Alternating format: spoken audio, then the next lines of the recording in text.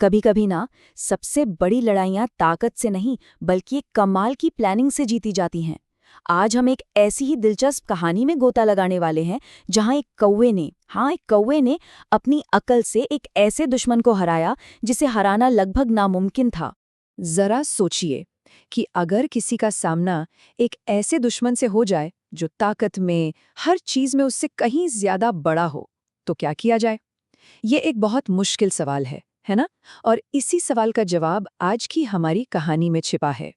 तो चलिए कहानी की शुरुआत में चलते हैं। शुरुआत होती है एक ऐसी सिचुएशन से जहाँ जहाँ उम्मीद की कोई किरण ही नजर नहीं आ रही थी। ऐसा लगता था जैसे ये एक ऐसा निराशा का चक्कर है जो कभी खत्म ही नहीं होगा। एक बहुत ऊंचा पेड़ था और उस पर एक कौवे के जोड़े ने बड़े प्यार से अपना घर बनाया था। उनका एक छोटा सा सपना था कि बस यहाँ अपने परिवार के साथ सुकून से रहेंगे। लेकिन कहते हैं ना, खुशियों को अक्सर नजर लग जाती है। उस पेड़ के ठीक नीचे उसकी जड़ों में एक बहुत बड़ा खतरा पल रहा था। एक ऐसा खतरा जो उनके आने वाले कल को निगल जाने के लिए तैयार बैठा था। जी हाँ, एक चालाक और भूखा सांप। और फिर हुआ भी वही जिसका उन्हें सबसे ज्यादा डर था। हर बार जब मादा कौवा अंडे देती, वो सांप चुपके से ऊपर आता और उनके सारे सपनों को, उनके बच्चों को खा जाता। सोचिए ये कितना दर्दनाक सिलसिला रहा होगा जो बस चलता जा रहा था, रुकने का नाम ही नहीं ले रहा था। जाहिर है वो दोनों बहुत गहरे सदमे और दुख में डूबे हुए थे। उनकी हर एक उम्मीद, हर सपना बार बार उनकी आंखों के सामने टूटकर बिखर रहा था। लेकिन कहते हैं ना, जब लगता है कि सब कुछ खत्म हो गया, तभी कहीं से उम्मीद की एक छोटी सी चिंगारी रोशन होती है। और बस यहीं से कहानी एक जबरदस्त मोड़ लेती है। अब एक लाचार विक्टिम एक मास्टर स्ट्रैटेजिस्ट बनने वाला था। उस कौवे को एक बात तो साफ समझ आ गई थी कि वो ताकत के दम पर ये लड़ाई कभी नहीं जीत सकता। उसे अगर जीतना है तो अपनी सबसे बड़ी ताकत का इस्तेमाल करना होगा, और वो थी उसकी बुद्धि, उसका दिमाग। और ये सिर्फ एक ख्याल नहीं था, ये जीत की तरफ बढ़ाया गया पहला सबसे जरूरी कदम था। और फिर एक दिन वो मौका आ ही गया जिसका उसे बेसब्री से इंतजार था।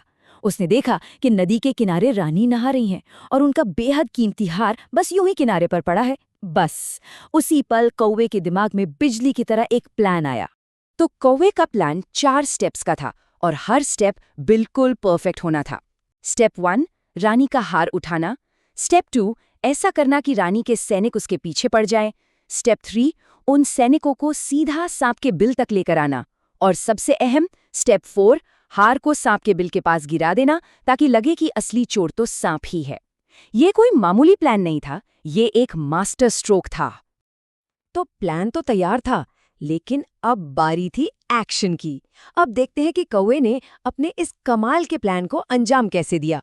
और एक्शन शुरू। कौवे ने एक पल भी नहीं गंवाया, बिजली की तेजी से नीचे आया, हार पर झपट्टा मारा और उसे अपनी चोंच में दबाकर उड़ गया। बस फिर क्या था, नीचे जमीन पर तो हड़कंप मच गया। चोर चोर चिल्लाते हुए रानी के सैनिक फौरन कौवे के पीछे भागे। सब कुछ बिल्कुल प्लान के मुताबिक हो रहा था। स्टेप 2, कामयाब। कौवा उन्हें भगाता हुआ सीधा अपने पेड़ की तरफ ले आया। और फिर आया वो मोमेंट जिस पर सब कुछ टिका था। उसने बिल्कुल सही निशाना साधकर हार को सांप के बिल के ठीक सामने गिरा दिया। जब हांफते कांपते सैनिक वहां पहुंचे तो उनकी नजर किस पर पड़ी?